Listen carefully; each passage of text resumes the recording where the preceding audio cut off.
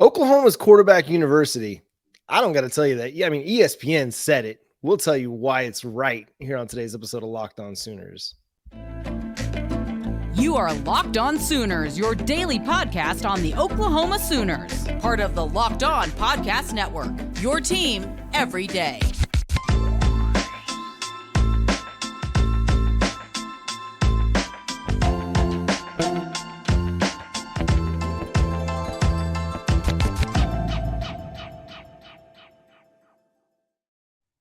What's up, Sooner Nation? Welcome to Locked On Sooners, and thank you for making Locked On Sooners your first listen every single day. We're free and available on all podcast platforms and on YouTube. Hit that subscribe button and that notification bell to let you know when new episodes drop. My name is John Williams. You can follow me on Twitter at John9Williams. My buddy here is Josh Helmer. You can follow him on Twitter at JoshOnRef. You can also hear him Monday through Friday from 9 to noon on 94.7 The Ref in Norman. Bill Connolly of ESPN analytics fame came out with the top 75 quarterbacks of the 2000s. And your Oklahoma Sooners were very, very well represented on this list with 6 quarterbacks on the list, including one Landry Jones at number 39, Jason White at number 32, Jalen Hurts at number 25. Yes, we can claim Jalen Hurts. Alabama can too, but we can also claim him. Sam Bradford at 15, Kyler Murray at 7, and 1 Baker Mayfield at number 1, because there is only one Oklahoma. Josh, your thoughts just to get started on this list? Well, just big picture, all of the names involved right there. Yeah, Oklahoma has been the gold standard in college football at great quarterback play for a long, long time. And I don't see any reason why, with Jeff Lebby and Dylan Gabriel going into this season, Jackson Arnold then, beyond that, and Hawkins and Sperry and et cetera, whichever way the path winds forward for Oklahoma, the Sooners are the gold standard of quarterbacking in college football. Since the turn of the century, the numbers, the Heisman trophies, the individual statistics, all of it paints that picture for Oklahoma. And Bill Connolly, I think, shows that with his top 75 list. That's amazing that Oklahoma has that number. And we can get into the debates here. Baker Mayfield, I know that some would say, okay, well, you didn't win a national championship, so can you truly be the number one quarterback? It's hard to tell the last 25 years of college football without Baker Mayfield. That's for certain. And for Oklahoma fans, I mean, clearly he's a top 10 guy, and probably he's a top 5 guy based on longevity. That's probably not even the one that jumped out to me. Jason White, I feel like, is too low on this list. I understand that, a national championship game didn't go as expected, but man, Jason White, is it just that it's been so long ago that we've forgotten? Those Oklahoma offenses directed by Jason White, John, were incredible. They were absolutely incredible. And probably had Adrian Peterson not come along, or I'm going to say not come along, but had he not split some of that Heisman vote the year that Matt Leinart won it, I mean, there's a chance that, Jason White goes back to back. I mean, he would have had a good chance at that.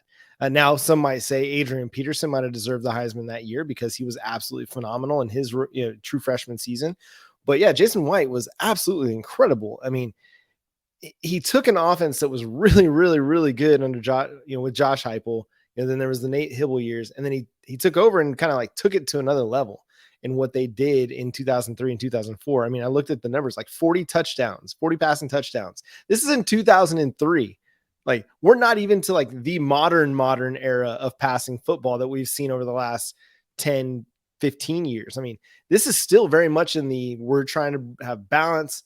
Yes, we're going to throw the football, but I mean, it's in the early stages of the passing offense evolution that Mike Leach kind of kick-started with the air raid offense, and then, kept going on under Bob Stoops during his tenure as Oklahoma Sooners head coach. But yeah, Jason White, dude, he was a really, really good player. And I mean, one of the best quarterbacks in the country during his time, obviously with the Heisman Trophy, another Heisman finalist. I think that says enough right there as to how good he was. What's interesting to me here is there's only one school that has two players or two quarterbacks in the top 10 in these rankings, and that's Oklahoma with Murray and Mayfield. And there's only one school with three quarterbacks in the top 15 with Bradford, Murray, and Mayfield. That's Oklahoma. So it just goes to show. And you could even go a little bit further on this and say, well, where's Josh Heupel? I mean, the guy that kind of led the renaissance of offense and helped Oklahoma win the national title in 2000. Where's he at on, why isn't he on this list? Because he absolutely was a instrumental factor in the air raid becoming such a popular offense to run. Because if Oklahoma doesn't have the success that they have winning the national title, it could very easily be chalked up as one of those gimmick offenses that nobody's really like the Wildcat. The Wildcat kind of came and went. Arkansas was really, really good with it, but it was a flash in the pan offense. It wasn't something that stayed as a legitimate primary offense. Had Oklahoma not won a national title or had the years of success following that, do they continue to run that air raid offense? I think there's definitely a reason to question that, because arguably that year with Josh Heupel is the most successful that it's been as far as wins go and team accomplishments go. But I mean, obviously Sam Bradford was great as well, and Jason White was great. So, I mean, Josh Heupel, I think, deserves some mention on this list as well. No, that's a great point. And though I guess it would just be, the 2000 season that you're talking about there. I mean, there's other guys. Brad Banks from Iowa is on this list. And guess what? Started one season, 2000. It was 2002. It was a magical season for Iowa. But I mean, if that's part of the reason why Heupel's not on the list, well, then, Cam Newton and other guys, basically they're on the list. Right. So yeah, I'm with you. I think that Heupel should be. I don't know why he wouldn't be in the top 75, though. I will give Bill Connolly a little bit of a pass in this regard. As we say with a lot of these types of lists, I don't envy Bill Connolly trying to put this top 75 together. That is a lot of football to try to dissect and remember and to juggle just the different players.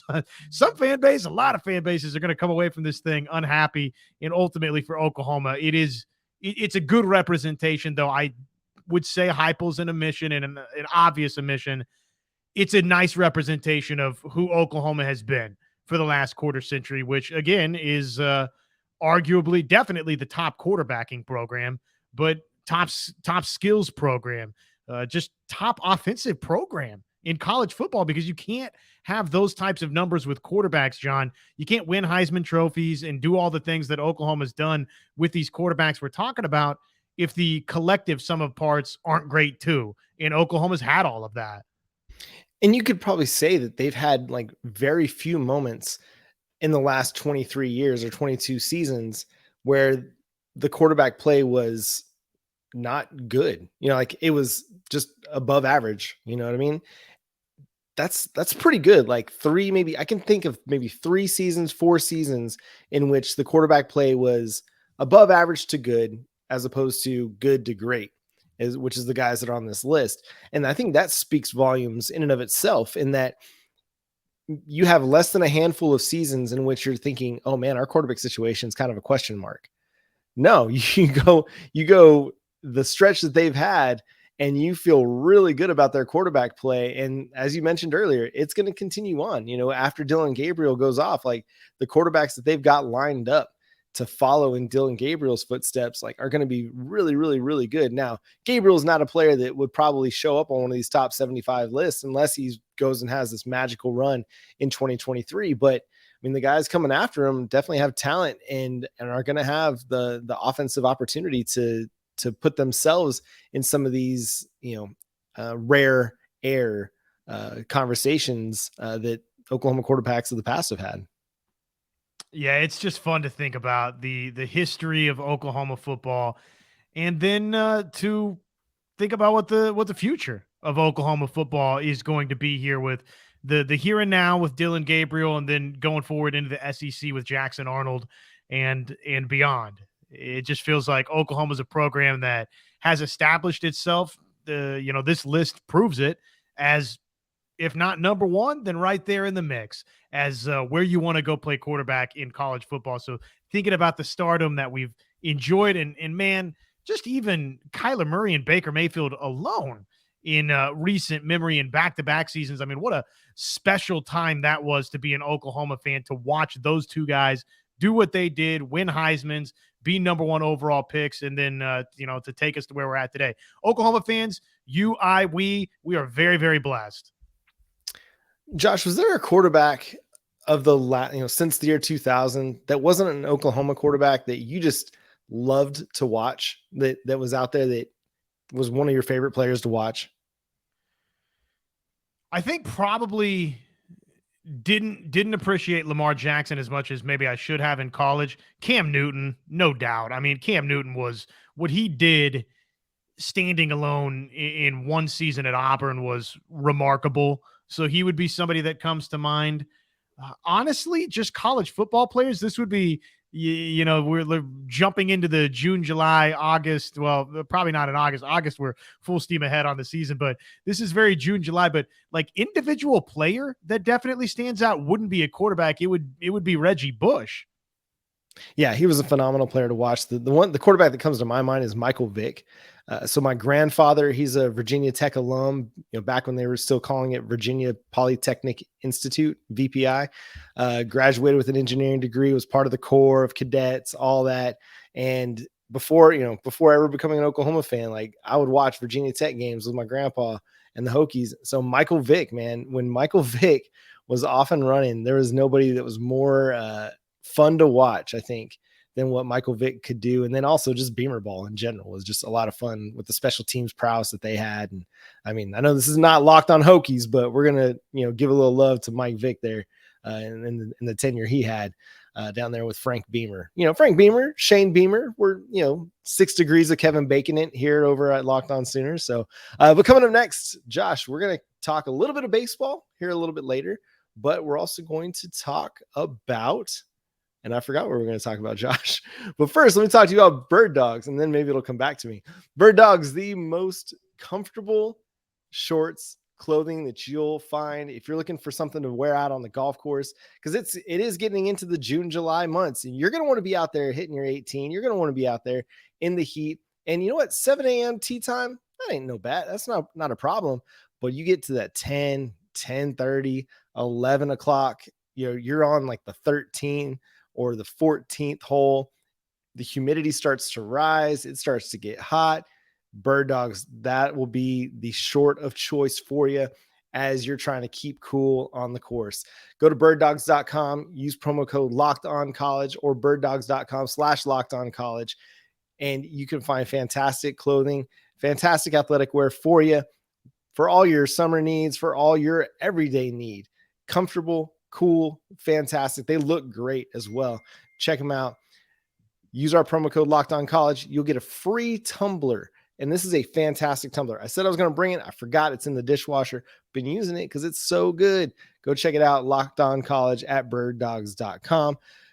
Josh, we're going to continue to talk about the Oklahoma Sooners and their offense, because over at ESPN, Adam Rittenberg ranked the top 25 future offenses in college football, and the Oklahoma Sooners came in at number 7.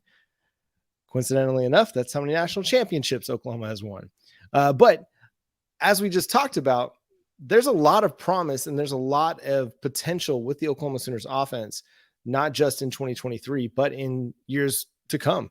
But I think for 2023 in general, I know we've had questions, the offensive line. What are we going to look like at left guard? What are we going to look like at wide receiver 2?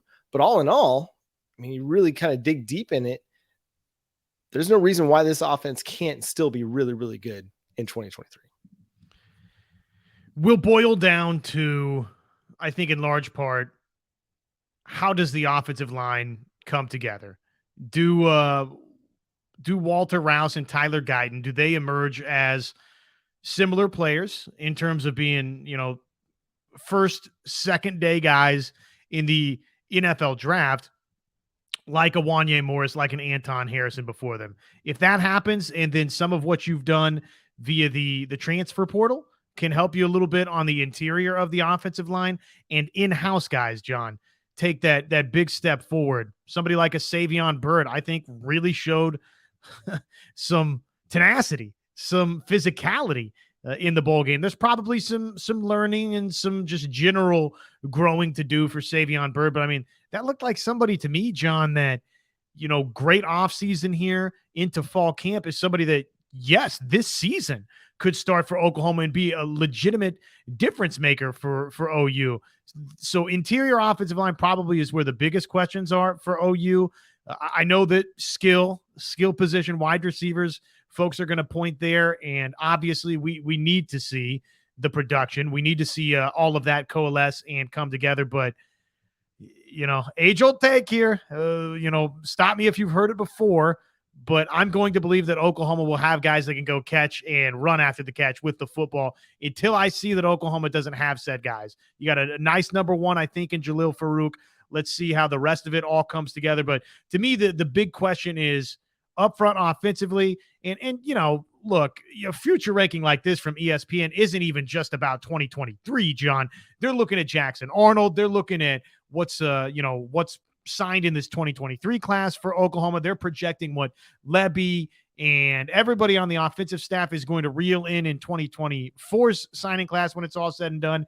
And yeah, I think you look at Arnold and what you currently have on campus, you could probably, if things go well, make an argument that Oklahoma's maybe too low at number 7. But absolutely, I think they're no doubt one of the top 10 programs in that regard.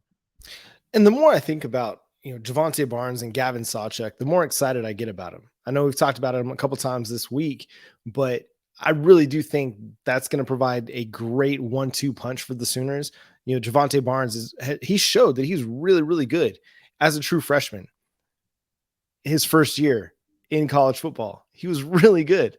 Now obviously he's dealing with the injury, so that's going to slow him down a little bit, but I have no reason to believe that he's not going to have another really good year this year, especially as he gets more carries and more opportunities. And then Gavin Sawchuk, I mean, he showed the juice. He played one game where he got extended playing time. I mean, I know he got a carry earlier in the season, but I don't even count that because it does take a bit for a running back to get a feel for what's going on out there. Like one carry is not, you can't really judge that. But a 15 carry, 100-yard performance and a touchdown, I can certainly judge a performance off that against a really good Florida State defense. I'm excited about what these two are going to be able to bring. And again, I come back to Bill Beatonbow and the trust level that I have with him and the ability to put together offensive lines that are going to put together a really good running game and help in pass protection. Pass protection was a bit of an issue last year, but your guys that you have returning, Andrew Raym, McCade Matire, they were really good run blockers. Some of the best in the Big 12, according to Pro Football Focus, in run blocking grade. I really like what they got in Tyler Guyton. I think he's going to be a star out there at right tackle. I think he's going to perform in such a way that he will have people talking about him as a top 50 pick in future NFL drafts, whether it's in 24 or 25. He's going to be that kind of a guy. He's going to be that kind of a player because he's got the size, he's got the athleticism to be that. I mean, a former tight end, a dude that former tight end, also played basketball. He's got the athleticism to play out there in space. And now he's figuring out how to play offensive tackle. I mean, he's still a young guy at the position. So a huge opportunity for him. As you mentioned, the wide receiver position, it's going to figure itself out. They've got enough talented dudes to come up with a rotation of guys at wide receiver 2 that's going to help them a lot, whether it's Brennan Thompson or Andrew Anthony or, LV Bunkley Shelton, JJ Hester, Jaquaze Petaway, Keon Brown, Nick Anderson, Jaden Gibson, whoever it may be. They've got a lot of dudes that have skill. Otherwise, they wouldn't have been 4-star players or 3-star players or at Power 5 programs like LV Bunkley Shelton, JJ Hester were both at Power 5 programs before coming to Oklahoma. Brendan Thompson at a Power 5 program. Andrew Anthony at a Power 5 program. They wouldn't have been recruited to those places if they weren't good. They're good players. Now it's just a matter of getting them integrated, figuring out who's going to kind of emerge as the lead wide receiver 2 in the offense. I don't think it's the worst thing for Oklahoma either, John, if a couple of the guys that you're talking about, if that's the main offense in a lot of times for Oklahoma, if it is a Javonte Barnes, Gavin Sawchuk show, I look no further than what we saw in the Cheez-It Bowl, where you nearly toppled Florida State largely with that recipe to lean on those guys and to lean on the ground game. And that ground game, by the way, is going to continue, I would imagine, to get better and better as this spring now morphs into summer, turns into the season itself. it'll be interesting. You know, I mentioned some of the transfer portal guys. Walter Rouse, of course, is the big name on that list for obvious reasons. But what about now the addition of a Troy Everett? What about the addition of a Caleb Schiffer? I mean, we don't even know how those two guys are going to factor into things for Oklahoma up front. If you've struck gold with either one of those two, all of a sudden you could be cooking with grease, baby. You could be going here. So I don't know. I'm excited to watch how all of it comes together this season for Oklahoma. I do think you've got a solid quarterback in Dylan Gabriel, though he can certainly improve in key moments from where he was a season ago. And hopefully he finds that one guy in Jalil Farouk and a couple of others that he can really, really trust, John. That'll be a big question too. Yeah, and I think Caden Green is somebody that's going to be in the mix as well. I mean, he got a lot of look in spring and performed admirably, in my opinion, at the spring game. So there's options, and there's reason to trust that it'll all come together because they've put it together before. Now it's just a matter of taking all of it and putting their best foot forward and figuring out who are going to be the starting five and the core five along the offensive line. Turning our attention to the Diamond. No, not softball. We're going to talk a little baseball now. Oklahoma, they upset Oklahoma State in the first round of the Big 12 championships, 9-5. Got off to a great start in this game with a 3-run first inning. Tacked on another one in the second, and then came back with a couple more in the fourth. Or I don't remember exactly the box score, but just a great start to the game. And I mean, it wasn't until the third when Oklahoma State finally got on the board, but by that point they were already down 7-0. And Oklahoma just kind of running away from it with it. Yeah, it got into a little bit of trouble there, but we're able to come away with was it bases loaded when it was the Oklahoma State had got the 3 runs and then hit the solo shot, and then I think they got the bags juiced, and Oklahoma was able to get out of it without any more damage, and the score was 7-4 at that point. That was really the moment where it was, okay, exhale, Oklahoma's probably going to win this baseball game. But yeah, they got off to a fantastic start. And I'll say this, John, I don't want to totally get everybody's hopes up in this regard that magically OU's getting back to the national championship series, but Oklahoma is among the national leaders in walks drawn. And there was one other stat that they showed today that Oklahoma's among the national leaders as well. I wish I could remember, but at any rate, it crossed my mind. I mean, that's a good recipe for a team to make a deep postseason push if you can work counts and you can get guys on base and all of a sudden you can run and go swipe bags. Oklahoma, if they can do that, that was the recipe last season, John, was, free bags and getting on base paths and going and creating chaos, as Oklahoma baseball likes to say. And then they identified some key arms at the right time to navigate them on that postseason push. So if Oklahoma can find those 3 arms that they really, really feel good about and develop a little middle relief that is trusty and steady, there's some signs that this, is a team that can make a deep, deep postseason run. I know they haven't really been that team all year long, but, up until the final month, 2 months of last season, Oklahoma wasn't really that team either. So I'm just saying, this is a huge win for the at-large resume for Oklahoma, but there's actually, I think, some puzzle pieces here that indicate, okay, Oklahoma's got the goods to maybe do something similar to what they did a year ago. Yeah, it is a team that, if you can start getting hot and, like you said, work counts and in tournament play in particular, and put pressure on opposing pitching staffs, that really is going to benefit you. And that's what they did against Oklahoma State tonight and had or on Wednesday afternoon and had a really strong performance. They got a great performance out of Carter Campbell, who threw 4 innings, just allowed 1 run on 3 hits. And then, just to get it started off with, again, they started with 2 walks. John Spikerman and Kendall Pettis both opened the game with a walk, and that really puts the pressure on your opponent really quickly when you can do that, when you get on base early, and then use that aggressive base running, because that 3-run inning, it started because they both moved up on a sacrifice fly to right field. How often do you see the first and second base runners both moving up but they were able to get 2 guys in scoring position really quickly. And that's huge with less than 1 out, second and third, less than 1 out. I mean, that really sets the tone for you.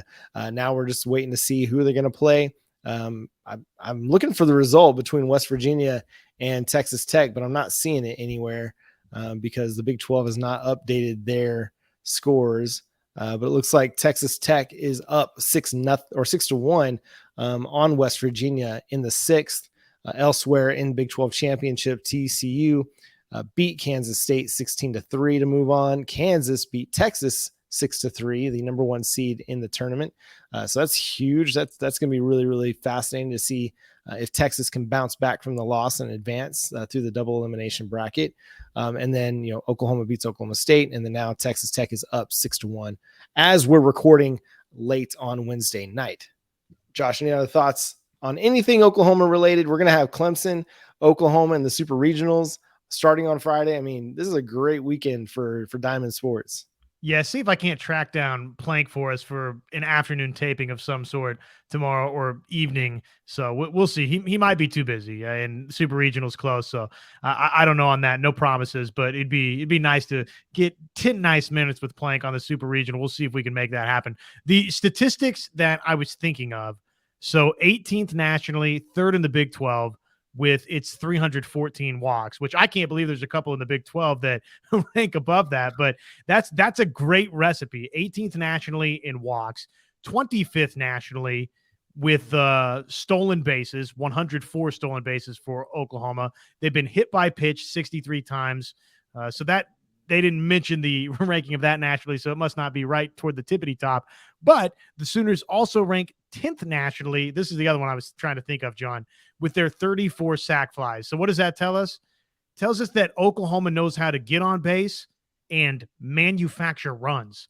And this time of year, that's what you got to do, is just get guys on, get them over, and however you can, get them in and manufacture runs. And we saw that early in this contest today versus Oklahoma State. It gave OU a little bit of breathing room early to where, you could surrender those 4 runs and then even have the bases loaded and then get out of that jam and find your way into the winner's circle. So there's some signs here that Skip Johnson's company and his crew this last month or so really starting to play good baseball. And who knows? I think with this win today, and then if you follow it up with what looks like Texas Tech probably is going to be good enough to get you an at-large bid. And based on what Oklahoma did last year, why not? Why not take this team to have the possibility to go on a magical run? Anything is possible. And that's going to do it for today's episode of Locked On Sooners. Thanks so much for tuning in, being a part of the show wherever you get your podcasts. We're free and available on all podcast platforms. Subscribe to the show over on YouTube. Hit that notification bell to let you know when new episodes drop. Follow Josh on Twitter at JoshOnRef. Follow me on Twitter at John9Williams. The show is at Locked On Sooners. And until next time, keep it booming, keep it Soonerin'. Boomer Sooner.